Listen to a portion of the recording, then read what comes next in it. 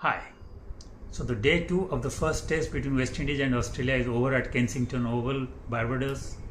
And for the second day running, it has turned out to be an enthralling, exciting and thrilling day of cricket.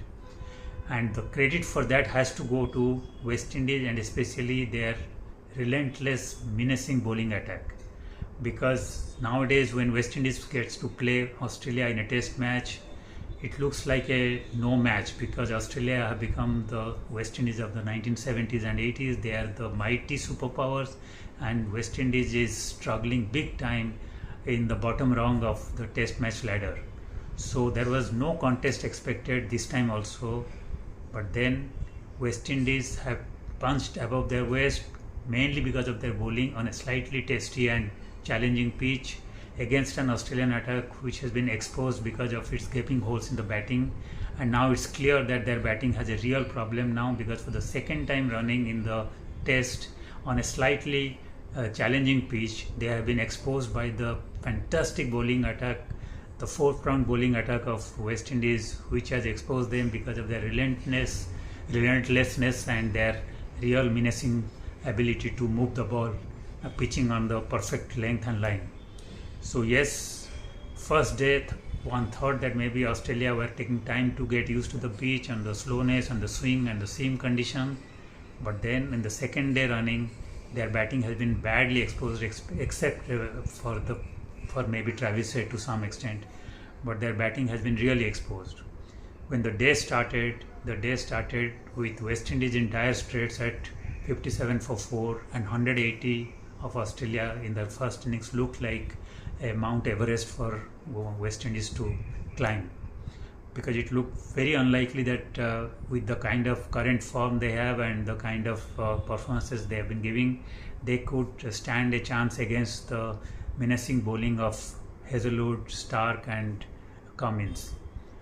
But when they lost their fifth wicket at 72, with Brandon King be getting dismissed, it looked further trouble for West Indies. But then their captain Ruston Chase and their wicketkeeper Shai Hope began stitching up a fantastic partnership, and at one point they looked like not only be able to match West Indies, Australia, they may go down to give a handy lead which could be really handy on this testy and challenging pitch. But then a few contentious DRS decision by third umpire started affecting the match to some extent, and unfortunately West Indies were found in the wrong end of all those decisions. It started with a decision which was really very contentious in nature, where Ruston Chase was given LBW against Cummins when he was at 44 and looked poised to carry West Indies to a very formidable total, because he had already withered the storm. Australian bowlers were looking little jaded. The pitch was looking like has lost its kick and the punch, and also the ball was getting softer. So everything was going in favor of Ruston Chase. But then at that time, to a Cummins delivery, the third umpire gave him LBW, where there was a lot of reason to believe that he might have got a sneak into the bat before hitting the ball hitting the pad, and that's the main reason why he had opted for the DRS. But then a little surprisingly, the third umpire took a stand that the ball had hit the pad earlier, because there was a few spikes on the ultra edge which could be confusing.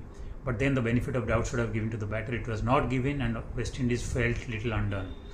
If that was little unfortunate, then what followed was even more unfortunate, because after a short while, when Shai Hope was given caught behind what it looked that time on without a slow motion to be a fantastic catch by Carey of Webster, but when it was referred to the third umpire, it gave some clear indication that perhaps the ball might have touched the ground while Carey trying to pick it up from a fantastic angle.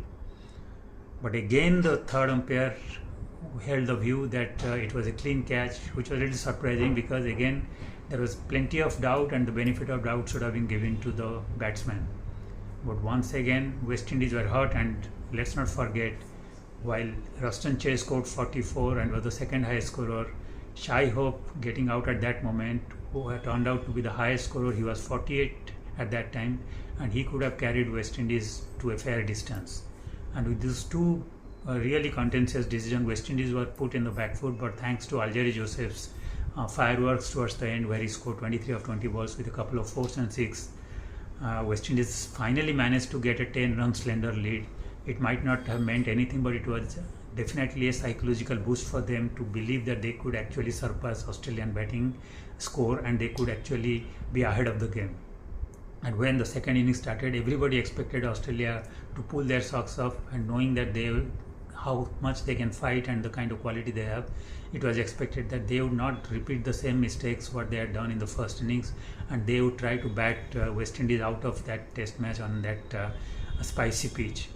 But surprisingly, West Indies bowlers continued to show tremendous consistency in terms of line, length and movement. They could make the ball talk. In fact, to some extent, they looked more menacing than the world-class bowling of Australia in the morning session.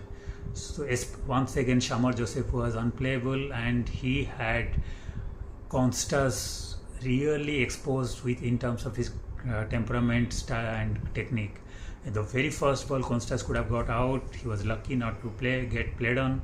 Then in the second over, Constas was dropped twice, and both of them were actual sitters.